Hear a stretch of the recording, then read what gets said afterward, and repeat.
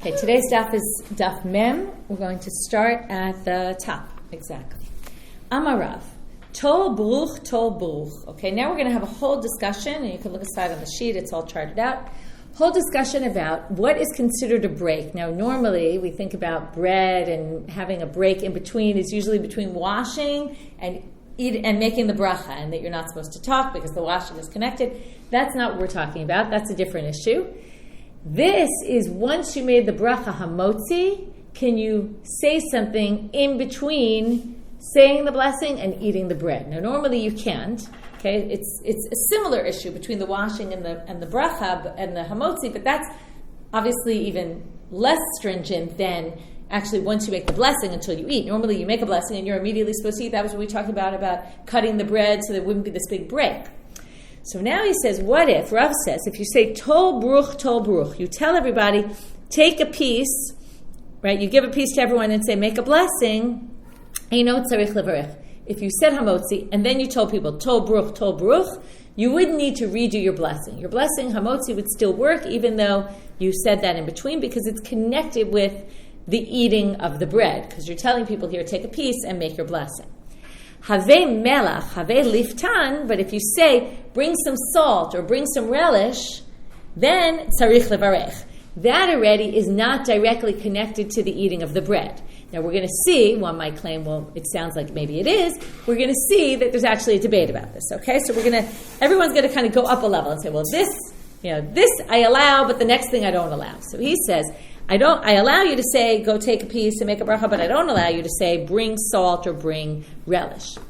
Rabbi Yochanan Amar, afilu haviu melech, haviu liftan, nami ein tzarich levarech. He says, no. If you say, bring the salt, bring the relish, the dip, that's part of the bread. They would eat the bread with this stuff, and also not only that, but their bread needed it. We're going to see this after, that they needed to eat it with salt. They couldn't eat it without it, the way their bread was, or most of their breads. So therefore, it was critical for the eating of the bread. Therefore, that's not considered a break, and it's okay. You don't have to redo your blessing after. However, according to Rabbi Yochanan, if you say, gvil l'toreh, go what's the process exactly? You soak it or knead the bran for the oxen, because they bring food, in other words, take some from here and get it ready for the animals. Well, that already tzarich levarech. That's clearly not connected with your hamotzi. Okay. But Rav Sheshet Amar, okay, now try to think creatively how he's going to connect this to your eating. Afilu gvil l'toreh nami eino tzarich levarech. No, if you said that, you said hamotzi, and then you say, go prepare the food for the animals, you also don't have to go back and say hamotzi. That's not considered a break. Why? Very good line. Amar Rabbi Yehuda Amarav, asur la'adam she'ochal kodem shitem achal levehemto. You can't eat until you first feed your animals. Interesting, right? You have to take care of your animals. They're your responsibility. You have a responsibility, and therefore, that's part of your eating. If you imagine, you make your hamotzi, and then you realize, I didn't feed my animals yet, so you go tell people, well, go take care of that so I can also eat. Shnei Amar, how do we know this? From Shema, v'natati esed b'sadcha livemtecha. God will give grass in the fields for your animals to eat. And then it says, v'hadar, after that it says, v'achalta v'savata. Okay, you're going to eat and be satiated. First God talks about what he gave to the animals, then to us. So therefore we learn from there that you have to feed them first. Amar Rava bar Shmuel mishum Rabbi Chia. Ein habotzeh rashai livtzoa. When you're breaking the bread, you can't do it, and this is, I said we get back to this, ad she'aviu melech o liftan lifnei kol echad ve'echad. Everybody has to have salt or something to dip it in, okay? And we're going to see because their bread was not really edible so much, or it didn't taste wasn't tasty without that in it, without that on it. Now, by the way, this is a source for one of the sources. There's different sources for why we have salt when we make hamotzi. So some people say it's because our table is like a mizbeach, like an altar, and on all the korbanot there was salt, so because of that we had salt. That's one reason. But another reason is because of this. This says it, right? This is a lot of times there's the reason it's more connected to something maybe spiritual or something that our table's like an altar. But often it's very practical. You need to do it because, right, kind of like Mayim Achronim, that there was this salt on their fingers. They had to get rid of the salt, otherwise they would put in their hands in their eyes and they'd get blinded. We'll get to that soon. But there's all these sometimes it's practical, sometimes it's actually, no, there's something spiritual about the water, metaphysical. Anyway, so here you have a practical reason why you need salt. And this might explain why not everybody's careful about this, because we're going to see, right? Because again, our breads are a little bit different, and we're going to see the story right now. So Rava Bar Shmuel says you have to have salt or some sort of dip in front of everybody. Rava, right, all the people at the table. Rava Bar Shmuel, however, he himself, he went to the exilarch's house. Remember, he was the head of the galut. Okay, the Reish Galuta, he's called the head of the Galut. He was kind of like the figurehead, so to speak. He was the kind of like the president of our country, of Israel. More, he doesn't do he's not involved in all the day-to-day, but he's in charge of relationships with other people. Also, I would say, maybe the president isn't a good example, but if you compare in their world, the main thing was the Beit Midrash. He's not the Talmid Chacham guy. He's the guy who's dealing with the executive director, and the relation. He had a lot of relationships with the other people. He was always wealthy. So the wealth is important here because he was at the Reish Galuta's house. Afigu le rifta. They gave him bread. Ubatza lehedya, and he immediately made a motzi without having salt or the relish.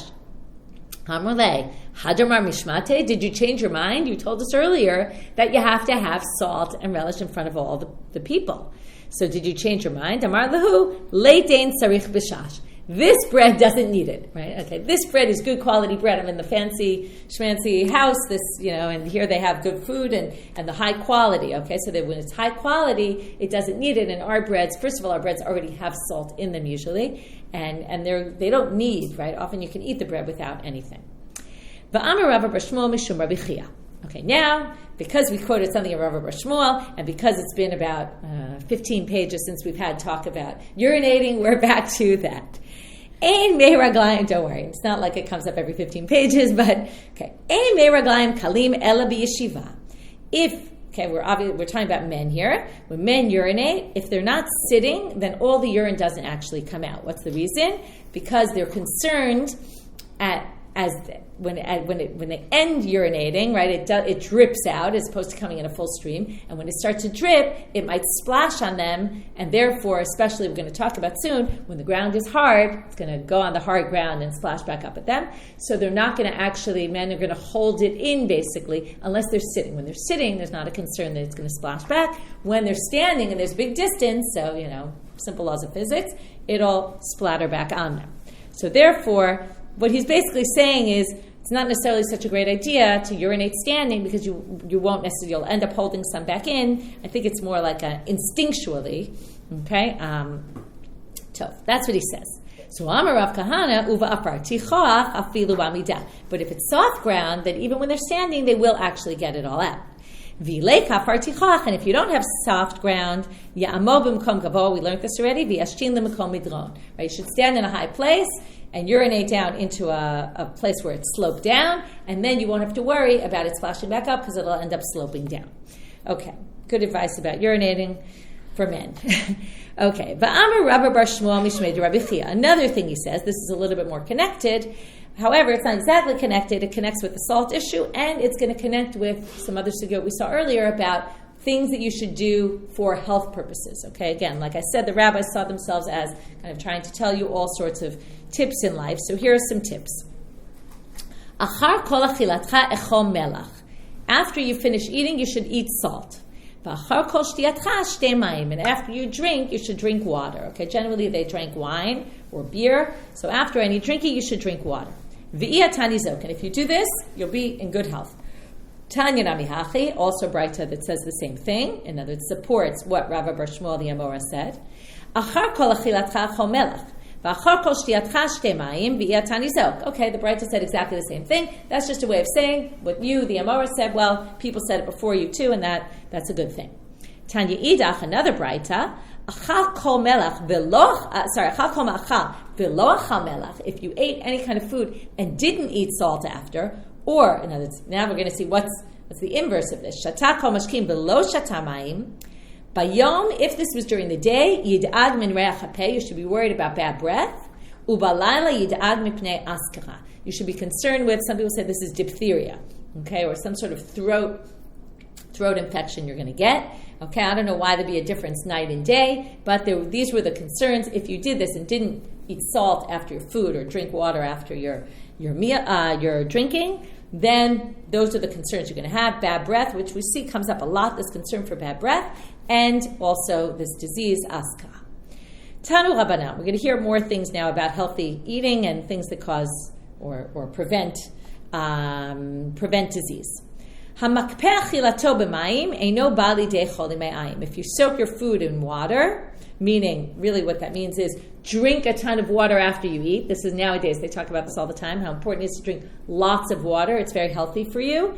Then you won't have stomach problems. Vikama, how much water you're supposed to drink? Amar Chisda, kiton lepat, a jug for every loaf of bread. Now this is funny because a jug could be any size, a loaf of bread could be any size, but some people say that you can see from here that they had like one-size jugs. Their jugs were all basically one size, and their bread was also basically one size. How do we know this? One of the shiurim that they discuss when we talk about amounts, so there's not only the amount of food you need to eat, let's say to make a Berakhot Hamazon, you need a certain minimum amount of food. We talked about the zayit the other day. So you need to eat it. It's called a kizayit b'chdei achila pras.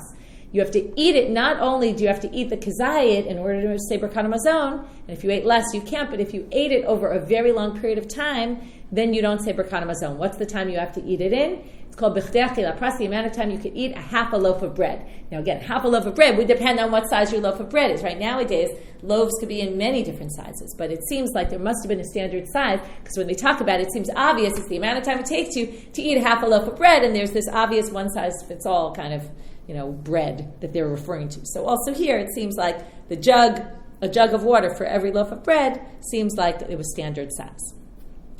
Amar Rav Mary, Amar Rabbi Yochanan, haragil ba'adashim achat l'shloshim yom monea askara b'toch beito. Good way to avoid this askara disease is to eat lentils once a month. Aval kol yom alo, but don't eat it every day. My time, mishum tekashe l'reach hapeh. We see again about the bad breath. It causes bad breath. The Amar Rav Mary. It seems interesting that this bad breath should be so critical, but it seems like bad, right? You think bad breath is not exactly a health issue, but maybe they viewed it as a health issue also. The Amar Rav Mary, Amar Rabbi Yochanan, haragil b'charda l'chad l'shloshim yom. Another thing you should eat once every 30 days is mustard. Moneh chalaim mitoch beito. Okay, again, it prevents disease. Aval kol yom alo, but don't do it every day. My time mishum dekashe l'chol shel. It weakens your heart. Okay, this is like people say tofu, you should eat tofu, but not too much, right? Don't eat it every day. It's the same idea. Foods are good for you, but in moderation. It obviously doesn't say the difference between kol yom and shloshim yom, right? What if you eat it once a week, right? It says don't eat it every day, and yes, eat it once every 30 days. It doesn't really talk about what about in between. Amar Rav Chia bar Ashi Amar Rav, haragil b'dagim k'tanim eino bali de chole me'ayin. Okay, you should eat a lot these small fish. V'lo ela, okay, and it prevents you from stomach problems. V'lo ela shedagim k'tanim mafrin umarbin umavrin kol gufo shel adam. Not only that, but they're good for having children and for just cleaning out your body. Amar Rav Chama bar Chanina, haragil beketzach eino bali de kev lev. Okay, ketzach, you can find these there's seeds, they're black cumin seeds. You can find them in health food stores, ketzach. If you eat these, they prevent from heart disease. Meitive, but then they bring a source that seems to contradict. Rashbag Omer, ketzach achad mishishim samanei mavetu. This is one of the 60 things that cause death. They're so dangerous, this black cumin. V'hayashen lemizrach gorno, if you're sleeping to the east of the storage area where these are stored, damo berosho, you're going to die. Okay, why is that? You're basically endangering your life. Why? Because the ruach maravit, the western wind, was known to be the strong wind, and it's going to bring the smell of it over to you, and it's going to kill you. So how could you say it's good to eat and it prevents heart disease, when here it seems to say that it could kill you? So lo kashya ha berecho ha beta'amo. Okay, if you eat it, it's good for you, but if the smell is very bad for you. And here we're going to hear a story that connects. Ime de Rabbi Yirmiyah, the mother of Rabbi Yirmiyah, akele rifta umad bakale umakalfale. She would bake him bread and put these seeds on it. People put these seeds on bread, but then she would take them off so that the smell wouldn't still be there, but the flavor of it would be in the bread. Okay, so and to avoid him smelling it and dying from the smell. Interesting to think that you would die from a smell of something. And in fact, the Koran had a very good footnote. They're always good with these kind of things about the black cumin, that it is known in certain, there's oils that come from it, and there's another substance that kind of comes from it, that one part of it is known to kill animals, that it really could kill animals, and one part, and the oil of it is also known to not be good for you. I forget exactly what they said about it, but oh, right. Yeah, thank you. I can see you have the current. Vomiting and miscarriage it could cause. So interesting. So in other words, there's things that are healthy for you, but again, in moderation and depending on what. Rabbi Yehuda Omer Borei Minei D'Sha'im. Rabbi Yehuda says you should make the bracha. We're back to the Mishnah now. If you remember, we're about to finish up the first Mishnah. On Berakhot, you say a special blessing. Borei Minei D'Sha'im. It's a much more specific blessing than just Borei Pri Adama, because things that come from the ground is general. This is more specific. Amar Rabbi Zera. So Amar Rabbi Zera v'item Rabbi Chanina bar Papa. Ein halacha ke Rabbi Yehuda. We don't paskin like Rabbi Yehuda, and we don't say Borei Minei D'Sha'im. We knew that. Amar Rabbi Zera, right? You never find that one in the bracha book. Amar Rabbi Zera v'item Rabbi Chanina bar Papa. My time at Rabbi Yehuda. What's his reason? Amar Kra Baruch Hashem Yom Yom. Okay, so now this is a strange pasuk. Blessed is God day. So now they say, in other words, people bless God during the day, they don't bless God at night. What do you mean? We make blessings at night also. So what does it mean, Baruch Hashem Yom Yom? Every day, not necessarily every day, but there's specific blessings for that day. What does it mean? It means, the blessings that you say on Shabbat are different from Yom Tov and are different from each day. When there's something special, you bless God in a different way, right? Our Shemona Esrei is different. We add in different passages. So that's what it means. So how does that connect to us? Hachanami kol min b'min tein lo me'en berchotav. Not just every day has its own blessings. Also, every item has its own specific blessings, so we should be as specific as possible about our blessings. So that's just his reason, even though we don't pass him that way, that's where he gets it from.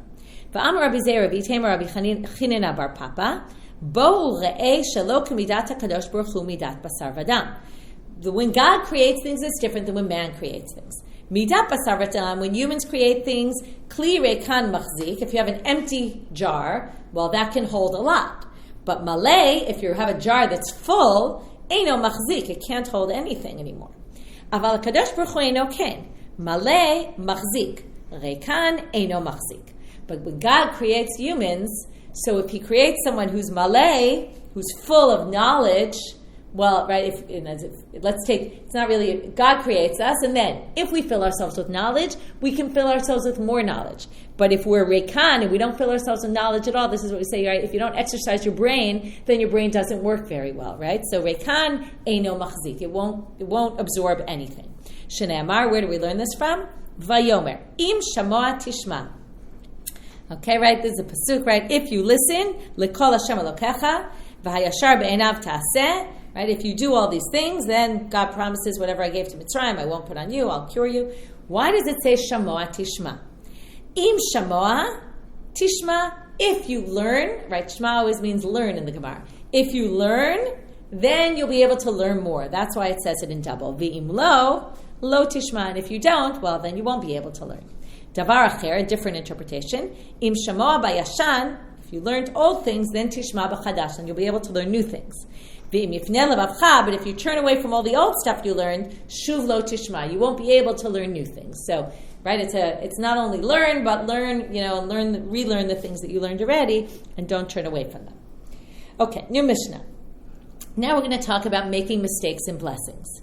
Berach al perot ha'ilan. If you made a bracha on trees, right, a fruit that comes from the tree, borei pri ha'adama, blesses God that creates fruits from the ground, yatsa, that works.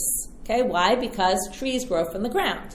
But if you made the blessing on something that's growing from the ground, and you said the blessing on the trees, lo yatsa, because it's not growing from a tree. Val kulam, and on anything, imamar shehakol bidbaro yatsa. If you say Shehakol, that's the all-encompassing bracha. It's very general. If you were to say it on the wrong thing, you're yotze. That works. So now the Gemara starts off with the first one. Mantana di'ikar ilan arahi. Who thinks that the base of a tree is the ground? Okay, whose opinion is this? So basically, right, the tree, it's rooted in the ground, and that's what's important.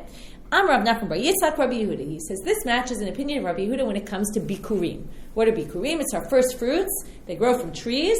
We take the first fruit, we pick it off the tree. What if in between the time that you pick the fruit and the time that you bring it to Yerushalayim, and when you're in Yerushalayim, you make this declaration, which is the text that most of it we say in at Leila Seder, Arami Oved Avi, and all that, right? We just don't say the last part, which is, and you brought us here, and here are the fruits of the land.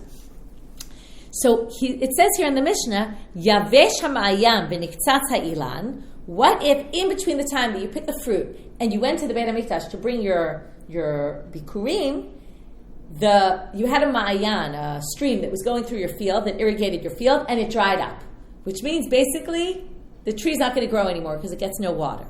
Or, niktzatz ha'ilan, the tree was cut down and the tree's no longer there. Now, part of the text that you say, okay, if you look in Rashi, he said, or I'll read 1 second, I'll read on and then we'll see it in Rashi. Mevi ve'eno koreh, you bring it, but you don't say the words, the text of Arami Oved Avi. Why? So Rashi says, if mevi ve'eno koreh, she'eno yachol lomar min ha'adama asher natatali. One of the things you say there is, here are the fruits I brought from the ground that you gave me. Now, since the tree is no longer there, there's no ground anymore to talk about. Okay, that's Tanakama.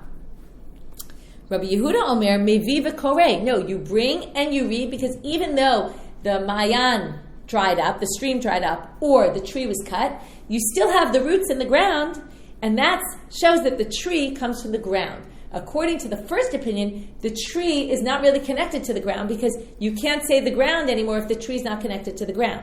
So it's not that the tree doesn't grow from the ground, but it's basically saying the tree is the top part, the Adamah is something separate. Okay? Because you can't say Adamah if the tree is no longer there. So there you see it's separate. According to Rabbi Yehuda, they're connected, and the ground that has the roots of the tree, even if the tree is no longer there, is still considered the ground. So therefore, you could, according to this, we're saying the Mishnah only really holds like Rabbi Yehuda. Ba'al perot ha'aretz. Okay, perot ha'aretz, if you say, right, things that grow from the ground, if you say borei priya eitz, you're not yotzei. So the Gemara says, pshita, isn't that pretty obvious? So Rav Nachman bar Yitzchak, and here we're going to get into a very interesting midrash that you might be familiar with. This was necessary for Rabbi Yehuda's position, which makes sense because we were already said the first part is Rabbi Yehuda. This was necessary for Rabbi Yehuda. He says that wheat is a type of tree, which means that if he thinks wheat is a type of tree, then theoretically, if you made a borei priya eitz on wheat or maybe other grains, you could say borei priya eitz, okay, and it would be okay. So it's to tell you, no, not the case. Now, where on earth does he say that wheat is a type of tree? Ditanya, here comes the bright. Ilan she'achal mimenu Adam HaRishon. What was the tree that Adam HaRishon ate from? The Eitz Hadat, the tree of knowledge. What was it? What type of tree was it? So here goes. Right, what type of tree would you think it is? What's generally depicted? No, nobody. They always say apple. Apple, right? They always say apple. Okay, nobody thinks it was an apple. Okay, just so you know. Here come the three opinions. Rabbi Meir Omer Gefen Haya. Okay, even though it's not exactly a tree, right? A vine. Why? Right? Pretty obvious. What always causes bad things in the Torah, right? Even though wine is good, this is again like the food, it's all in moderation. Wine is used, it's respectful, all that. But wine is what causes all sorts of problems.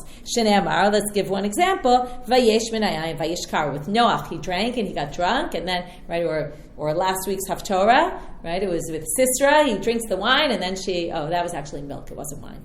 But okay, but anyway, wine often brings bad things. Rabbi Nechemia Omer, and really, right, they're obviously talking about getting drunk and the things that drunkenness can bring out. Rabbi Nechemia Omer, Te'ena Haita. How do we know it was a fig? Well, Bidavar Shenitkal Kilu Bo Nitkinu. Right? How did they fix it? They covered themselves when they realized they're naked. They covered themselves with fig leaves. So it must be that they sinned with fig leaves and then fixed themselves up using the fig leaves, right? That generally, that's how the tikkun, and this is all about how do we, right, if we're going to use Adam HaRishon as an example, how do we fix sin, right? The first thing is what causes us to sin, right? We should be careful of our actions that we don't get drunk. That's going to cause us not to act the way we want to be acting. Number two, how do we fix, right? We use the thing that we sinned with and we turn it into something positive. Rabbi Yehuda Omer, chita haita, and this is where we get that chita, wheat, must be a type of tree, because it was a tree, right? It wasn't anything else, right? It was a tree. So chita haita. Now, why chita? This is a bit of a strange answer. We're trying to figure out now what is a tree of knowledge. So, why is it called tree of knowledge? She'ena tinok yodea likot abba ve'ima ad she'it'om tam dagan. Okay, it's part of the early stages of development is being able to eat wheat type thing, grains. I was thinking a lot of babies, they start, nowadays more with fruits and with vegetables, but that always changes every few years. I don't know, I haven't had a baby in a while, I don't know what they're recommending now, but often one of the things they start with is these daisot, cereals. So it's one of the first foods that babies eat. Again, I don't know what they ate in those days, but it looks very likely that that's what they were eating. So it's, that's around the same time that they have this understanding of their parents, right? When they start eating solids, it's, a way of saying. So, and they say it's dagan. So, okay. Basically, they're going to say, so salkadata chamina, so you might have thought, Rabbi Yehuda chita mini lanhu, livre chale borei priya eitz. So you might have thought, therefore, that you make a borei priya eitz, and that's why they had to tell you no, and we'll get to the answer in a minute as to why not. But before we get to the answer, I want to mention, I looked up a little bit, and I found an article by someone called Mordechai Kislev. He wrote an article, it appears in Dad, I think it was also in, maybe in Sinai, or one of these, can't think of the word, journals. But he basically suggests there something very interesting. Why chita? Why say chita? So the Gemara gives an answer, but it's not exactly the most convincing answer. You can understand the wine, you can understand the figs. What does chita have to do with it? So he says very interestingly, what's the difference between chita and all the other trees? So trees, you pick the fruit and you eat it. It's ready. With wheat, it's not ready to eat. You have to go through a process with it. You have to process it. So what did Chava do when she picked from the tree? She wanted, what was she enticed by? She was enticed by, you think about it, cooking, right? She wanted to, there's people who love to bake and cook and create. And what is it? It's create. He didn't actually use the word create, but to me it strikes me as, because he didn't really talk about what was bad about what she did, but to me it seems like she was trying to be like God. She wanted to use her creative energies to make something. So she was all excited about this new thing and enticed by the idea of cooking. And why does it work very well? It just like the Te'anim, how did they resolve it, right, by the Te'ana? So what's the punishment for Adam?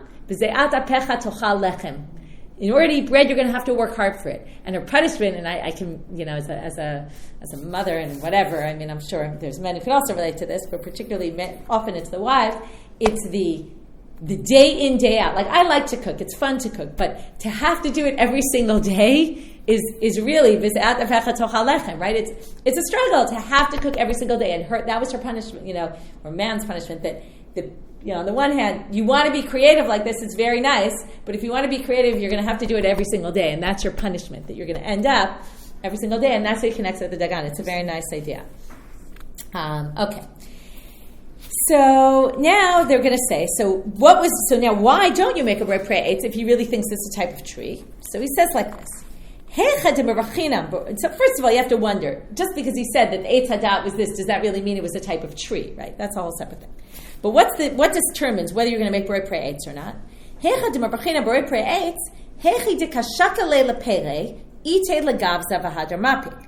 If you take off the fruit, the branches, okay, there's a debate about what gavs is. Some people say it's branches, and some people say it's leaves, which is going to be a big distinction between trees and bushes, okay? So and there's a debate about this, and there's a debate halacha l'maaseh where bushes come into play, what bracha you make on them.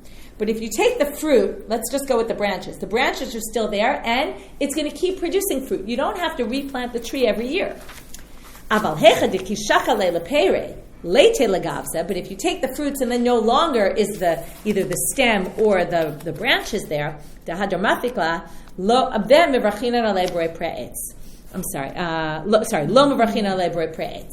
So ela borei priya adama. So if you're going to, right, when you pick vegetables, right, that's it. It's gone. You're going to have to replant them next year. So that's already going to mean borei priya adama. So there's a debate about whether is it the issue that the branches remain, or what if you take off the branches but they grow on their own? Is that so? Again, where bushes fall is a bit of a debate based on this sugya. Now on everything else, if you said Shehakol, you're yotze. So Itmar was said, Rav Huna Amar chutz min hapat u'min hayayin. bread and wine are exceptions to the rule. If you made a shehakol on bread and wine, it doesn't work because they're really specialized, and shehakol doesn't work for that.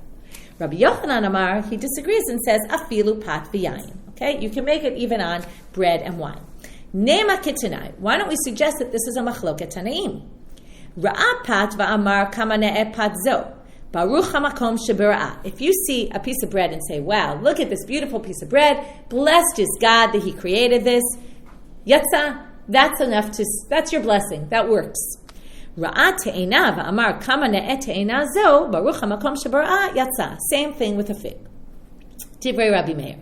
So what's the assumption? Rabbi Meir says, as long as you said something, it works. Likewise, if you said shehakol, it should work.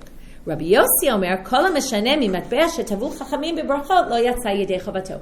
If you change from the text that God said, right, that the chachamim said, the chachamim came up with a certain baruch atah Hashem Elokeinu melech haolam borei pri adama. If you don't say that, you're not yotzei. So now, what would you assume, right? So therefore, if you say, how beautiful is this bread? Blessed is God that he created it, that won't work. Okay, and likewise, we would say, if you said, borei priya, you said shehakol, and it was wine or bread, it wouldn't work. So Nema Rav Huna Damar Rabbi Yossi, Rabbi Yochanan Damar Rabbi Meir, as we said. So now they say no, not necessarily. Amar lecha Rav Huna could say what? Ana da'amre afilu l'Rabbi Meir. I would say what I'm saying even according to Rabbi Meir. Okay, again, get the opinions. Okay, you can also use the sheet, it'll help. Rav Huna said what? He said, chutz min hapat u'min hayayin, right? You can't be yotzei. So he's going to say like this, Ana da'amre afilu l'Rabbi Meir. Even though shehakol doesn't work for bread and wine, I agree with Rabbi Meir that if you say how beautiful this bread is, it works. Why? Because pay attention. What did he say? Ad kan lo kam Rabbi Meir hatam elahecha de kamit karshmei de pat. You did mention bread. When you said, how beautiful is this loaf of bread, it's true you didn't say it the way the rabbi said you should say it, but you said bread. But if you just say shehakol, everything, and you don't specifically mention bread, afilu Rabbi Meir modeh. Rabbi Meir would agree with me, that's not going to work. And now the flip, Rabbi Yochanan Amar. Now we thought Rabbi Yochanan, who said even pat and yayin, would also say you could say anything you want, right? So now we're going to say, Amar lecha ana da'amre afilu Rabbi Yossi. I would even agree with Rabbi Yossi, that if you said, how beautiful is this pot, this bread, that doesn't work. Ad kan lo kam Rabbi Yossi hatam. Why did Rabbi Yossi say that? El mishum de ka'amar bracha de lo tkinu rabbanan. Because you made up your own words. What did his whole thing? He said, if you change from the wording that the rabbis said. Now, you said your own wording. Aval amar shakol yeh b'dvaro de tekinu rabbanan. But shehakol is a blessing that the rabbis instituted. Its wording the rabbis used. So if you said those words, even though it's not specific to bread or wine, afilu Rabbi Yossi modeh. Rabbi Yossi would agree with me. So we now say this machloket has nothing to do with our topic and no connection. Binyamin Raya, that's his name. Karach Rifta, he broke bread. V'amar Baruch Merei Tahai Pita. He said, blessed is the owner of this bread. Basically means, right, blessed is God. Now he did two things. He said his own version, and notice what language he used. You might not be paying attention because you're so used to Aramaic at this point, but he said it in Aramaic and not in Hebrew. Amar Rav Yatsa. Rav says, no problem. So now they said, wait a minute. Doesn't Rav say you have to have the name of God in a bracha? So they say, it must have been, you misunderstood. We got it wrong what he said. Amar Barech Rachmana Mare Dahai Pita. Blessed is the Rachaman, the one who's compassionate. That's a name for God. Who is the owner of this bread? Okay, so it must be that's what he said, and then it has Shem Hashem, and we're okay. Soon we're going to see that there's machloka between Rav and Rabbi Yochanan about what are the basics that need to be in blessings. So according to Rav, as long as it has Shem Hashem, it's okay. Now they say, V'habiyinan shalosh brachot, but don't you need to say Berakhot Hamazon? Here he said, as long as he said this one line, he's okay. So what did they say? Oh no. Yatsa deka'amar Rav, nami yatsa yidei bracha rishona. Okay, he was only talking about the bracha before you eat and not the bracha after you eat. Okay, it's a bit of a strange question. They started asking about Berakhot Hamazon here. Now they say, wait a minute, but my kamashvan, so what's his chiddush? His chiddush is, remember we said there were two things. One is he didn't say it the way the rabbi said it, but really the other thing is he said it in Aramaic. Is he trying to teach us that afagav da amra b'lashon chol, that it's even if you say it in your own language, your yotzei, was that his chiddush? Well, we don't need him to tell us that because Tanina, we already have a Mishnah that says this. Ve'elu, it's a Mishnah in Sota. Ve'elu nemarim b'chol lashon. The following texts or recitations can be said in any language. What are they? Parshat Sota, the thing that the Sota has to say. Vidoi Maser, when you take the Maser out of your house at the end of the fourth year and the seventh year of the cycle. I think it's right, the fourth and the seventh. Ukriyat Shema, and reading the Shema, and Tefillah, and Berakhot Hamazon, which is, okay, now, even though we just said we're not really talking about Berakhot Hamazon, the assumption that Berakhot Hamazon includes Bracha Rishona also, already says in the Mishnah that you can say them in any language. So what did the answer? Itzrich. No, you needed to say it anyway. Why? This is very interesting. When we say you can say it in any language you want, we don't mean you can say it any words you want, any language you want. It means you could say it any language you want as long as you translate directly. Now, obviously, there's always a little lost in translation, but as long as you're translating exactly the words of the blessing. But if you didn't say it, if you said it in the other language in different words than the rabbi said, you might have thought you're not Yotze, Kam Mashmalan. That was his chiddush.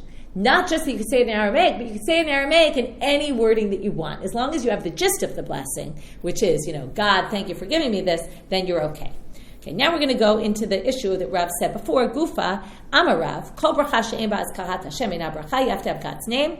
Rabbi Yochanan Amar, Kol bracha she'en ba malchut eina bracha. Right? We say Baruch atah Hashem Elokeinu melech haolam. There's malchut and there's shem in the beginning, and malchut at the end. So Rabbi Yochanan says you need malchut also. Amar Abaye, Kavatei de Rav Mistaber. It sounds like what Rav says is right. Titania, as it says, this is a vidui maser lo avarti mitzvotecha v'lo shachachti.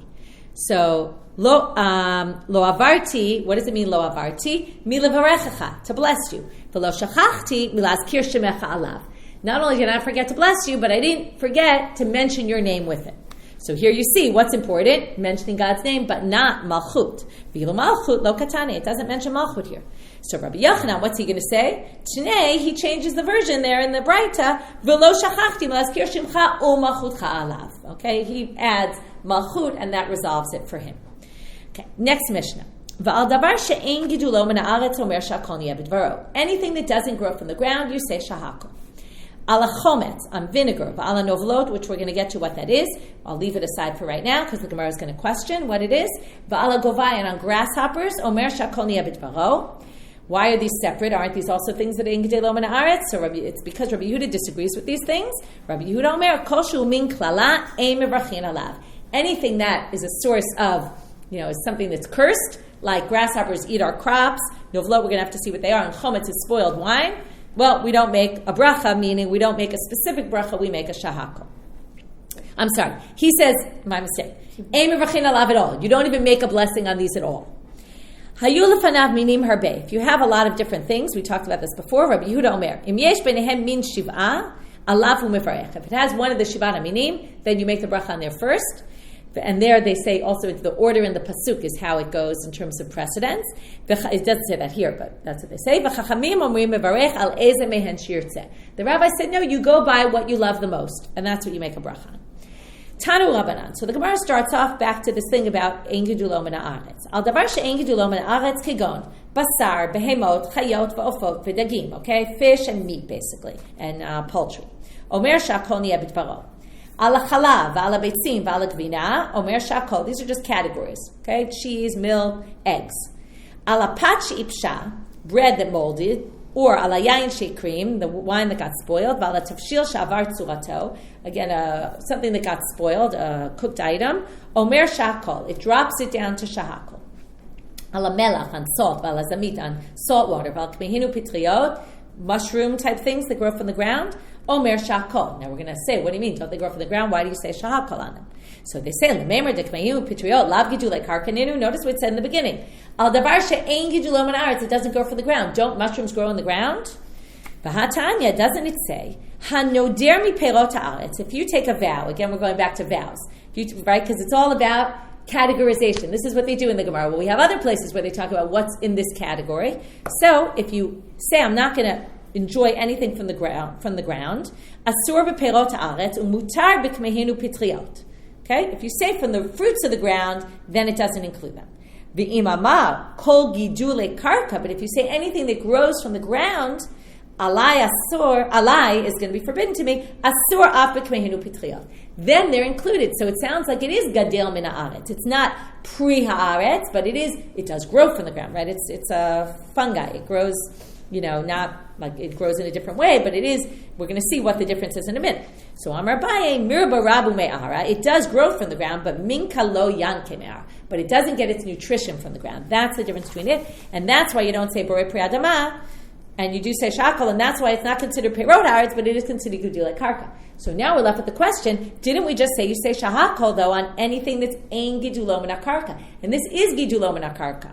So what do they answer? V'hal davar she'en gidulo min haaretz katani. Doesn't it say that in the Mishnah? So what do they answer? No. Today al davar she'en yonek min haaretz. What it really meant was something that doesn't get its nourishment from the ground. V'al hanovlot, my novlot. What is this? So we're going to see there's a machloket, although later we'll see maybe there's not. Rabbi Zera of Rabbi Yehuda, Chanamar bushle kamra, v'chanamar tamre dezika. One says it's dates that dried out, got ruined while they were on the tree, and one said like kind of burnt by the sun, and one says they're dates that fell to the ground from the wind. Zika is wind. So Tnan, Rabbi Yehuda Omer koshu min klala em bebrachin alav. So now we have to fit this in with what it says about them in the Mishnah. Rabbi Yehuda said about those three things, anything that's a min klala, you don't make a bracha, which we assume meant all those three things. So bishlama lamanda amar bushle kamra. Hainu de kakar le min klala, right? If they dried out on the tree, that's a curse. Ela lamanda amar tmari dezika, they just fell to the ground. My min klala. That's not a min klala, it just fell on the ground. You can pick it up from the ground and eat it if you want. So what did they say? Ash'ara. He wasn't referring to the novlot. Okay, you'd have to say that according to that interpretation, if you say it's ones that fell to the ground, that's not what he was referring to. Ika de Amre, some people say, Bishlama lamanda amar, that this is the way the discussion went. According to the one who said Bushlach Kamra, that makes sense. Hainu de mevrachin aleu Shehakol. It makes sense that you would say Shehakol on it. Ela lamanda amar tmare dezika. If you have a date that fell to the ground, Shehakol? What do you mean? Your date falls on the floor. You pick it up and you eat it. You're going to say Shehakol? That doesn't make any sense. Forget about the min klal. This doesn't make any sense. Ella, so therefore, according to this reading, they say, Benovlot stama kuleyama lo plige. Clearly, this machloket they had about what novlot are wasn't about this Mishnah. Novlot is clearly bushla kamara. It's the ones that got dried out on the tree. The bushla kamara need. Ki plige, what was their machloket about? Benovlot smara in a different Mishnah. Ditnan. Okay, quick background. Demai. Demai is something that they even say it's a notricon for datmai. We'll go see what it is, meaning we don't know. It's fruits that were from an Ama Aretz, someone who's not so careful about halacha. Amei Aretz, we assume they do certain things and not other things. So we know, and here we're going to learn an interesting twist about them. So we know that they take truma and give to the Kohen, but the rest of the masrot and all that, not so much. They're not so careful about. They don't want to lose all this stuff, so they take a little bit for the Kohen, but because that's doraita, but the other things they're not really so careful about. So if you get food from them, you buy or they give you, you don't know, it's safek. So normally it's safek. You have to take truma, you have to take masrot, but there's certain things because they're so not significant and people don't even like them, that we assume, and here's the interesting assumption about them, we assume, even though they're not so careful about halacha in general, here they'll give the masro, because they don't really care. What's their whole issue? They want to do halacha, but not when it comes at a big expense. Well, here it's not such a big expense, because they don't really like the food anyway. So they don't mind giving it to the Kohen. So what are these things? Hakalin shebitmai. These are areas where we're lenient. So if you get these from a Aretz, you don't have to take trumot or masrot on them. Hashitin v'harimin v'haozradin b'not shuach u'b'not shikma v'gufanim v'nitzpeh v'novlot tmara. This is where they had the machloket about the novlot tmara. So shitim, what are these things? Amar Rabbi Yochanan, Rabbi Yochanan, min te'enim. They're a type of bad figs. Rimin, candy. They're some type of, how do they translate? I forgot. Lotus, a date like fruit. Lotus. Okay, it's a date like fruit. That's also not very good. Haozradin, tulshe, which is... Sorb apples. What? Oh, right. There are these little apples. B'not shuach, Amar Rabbi Yochanan, Rabbi Yochanan, te'ene chivarata, white figs. B'not shikma. Poor quality. Right, they're poor quality. B'not, everything here is bad. B'not shikma, Amar Rabbi Yochanan, Rabbi Yochanan, duvle, gufanin, duvle, gufanin, duvle is duvle, which is sycamore figs. Sycamore figs, and gufanin, or shilhe gufne. Those are the ones that are left on the vine at the end, the late grapes that never ripen. Nitzpeh is pircha. That's the caper that we saw, that the caper bush stuff, the avionot. Novlo tmara, and then we finally get to our novlo tmara. Rabbi Elav, Rabbi Zera. Here comes in their machloket, not on our Mishnah, about these novlo tmara. So Rabbi Elav, Rabbi Zera, chad amar bush lekmara, v'ka chad amar tmara dezika. Bishlam alamant amar bush lekmara, hainu dekatane hakalin shebidmai. Now, hakalin shebidmai means we're not sure, but we assume they took Trumot Masra, which means that these are Sveik on Huda Patur, right? If it's Sefek and you don't know if they took, you can assume they took. Ha-vada'an chayav, but it obviously means if it was Vadai, if you knew they didn't take Trumot Masra, you'd have to take. So that makes sense. Ela lamad amar tmara dezika, vadai chayav, vada'an chayav, hefkeri ninu. But the same assumption can't be made if you say, the assumption is you have to take Trumot Masrot on them. It's just a matter, did the Amaretz do it or not? If they fell from your tree, they become Hefker, and Hefker is not Chayiv in Trumot Masrot. So that doesn't make any sense. So what do they answer? No. And you put them in a pile. If you took these dates that fell from your tree and you made a pile out of them, then you'd be Chayiv in Trumot Masrot, and if they came from an Amaretz, you would assume he already took the Trumot Masrot. Why? Damar Rabbi Yitzchak, Amar Rabbi Yochanan, Mishum Rabbi Elazar ben Yaakov, Haleket, Vashikha v'Peh Shasa'an Goren, Hukbeu L'Maaser. He says if the ani collects a lot of stuff from other people and he puts them in a pile, we've talked about before that the pile kicks in the chiyuv of maaser. Again, you have to bring it into your house also, but once it's there, it's chayiv and maaser, and that's what we're talking about. They fell off the tree, and then we're put in a pile, then you'd have to take maaser, and then if it came from an Amaretz who had done this, you can assume he took the Trumot Masra.